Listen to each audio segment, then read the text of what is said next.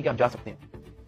मैं, अरूब और मेरी माँ जब उस एडिशन डायरेक्टर रूम से बाहर निकले, मेरी माँ की आंखों में आंसू थे, अरूब की आंखों में आंसू थे। मैंने कहा कि यार मुझे बहाने बहाने से कहते हैं कि आप लोगों को बुला लो, फिर ये इस तरह की हरकतें करते हैं, डराने धमकाने वाली, ब्लैकमेलिंग थ्रेट्स। मैंने कहा ये सिर्फ और सिर्फ इनका पैसे मांगने का तरीका है ताकि हम डर जाएं, इनको कुछ पैसे दे दें और हमारी जान छोड़िए। तो ये इस तरीके से मुझे, मेरी फैमिली को ज़हनी अजियत देते रहे हैं, ब्लैकमेल करते रहे हैं। अरूब का राइट बनता है कि वो प्री अरेस्ट बेल करवा के आए। आपने अपनी इन्वेस्टिगेशन करनी है, करें। उसने तो अपना मोबाइल भी दे दिया, आप जब बुला रहे हो वो आ रही है, फिर भी आप उसको थ्रेट कर रहे हो कि जी आपने प्री अरेस्ट बेल करवा लिया, कोई बात नहीं, 5 रुपए का नया सफा आएगा, हम आपको फिर अरेस्ट कर लेंगे। और ये सब इनका तौर तरीका था कि हम लोग किसी तरह टूट जाए और ये जितने पैसे मांगे हम लोग फौरी इनको दे दें। इस दौरान आईओ और उसका जो फ्रंट मैन है, जब उनको पता लगा कि मैं और मेरी फैमिली किसी भी तरह से इनको एंटरटेन नहीं कर रही, कोई पैसों के मामले में लिफ्ट नहीं करवा रही, तो इन्होंने मेरे एक दोस्त से बात की।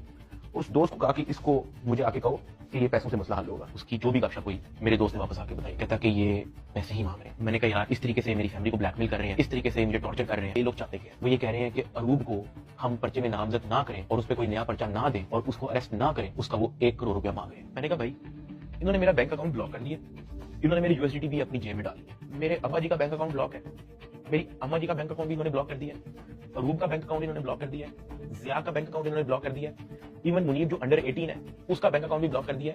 कहानी यहाँ पे खत्म नहीं हुई। मेरे दादा अब्बू जिनका मैंने आज तक व्लॉग में जिक्र नहीं किया, आज तक उनकी अपीयरेंस नहीं हुई, 80 साल एंड अबव की उनकी उम्र है, उनका बैंक अकाउंट भी ब्लॉक कर दिया। मेरे पास 1 टका नहीं है वो देने के लिए।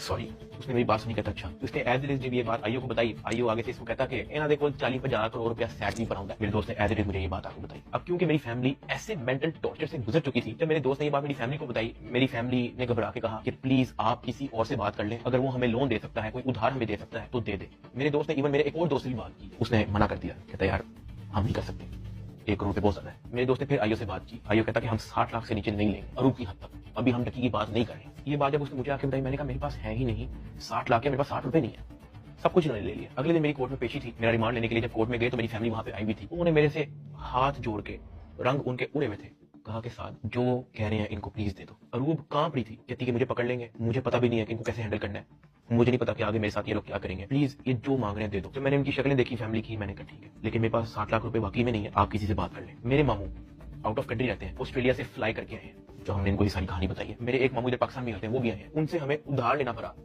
कि प्लीज हमारी हेल्प कर लें, हमारा ये मसला है, हमें 60 लाख रुपया उधार चाहिए। उन्होंने 60 लाख रुपया हमें कैश अरेंज करके दिया, वो कैश हमने इन लोगों को पहुंचाया। इनको पैसे जो है मेरे भाई ने भिजवाए थे, मुझे तो पता भी नहीं था कि इनको पैसे पहुंच गए हैं या वो मेरे मामू ने दिए हैं। ये सारी बातों का मुझे बाद में पता लगा। जब इनको पैसे पहुंच चुके थे, अगले दिन मुझे एडिशनल डायरेक्टर सरफराज चौधरी साहब ने मुझे फिर से कहा कि आप अपनी फैमिली को, अगर आपने मीटिंग करनी है तो आप बुला लें। मैंने कहा जी ठीक है, मैंने अपनी फैमिली को बुला लिया और तब एडिशनल डायरेक्टर साहब का रवैया मेरी फैमिली के साथ टोटली चेंज हो चुका था। वहां से मुझे आइडिया हुआ कि it was never about the case, it was always about the money. मेरी फैमिली से बड़े अच्छे से बात कर रहे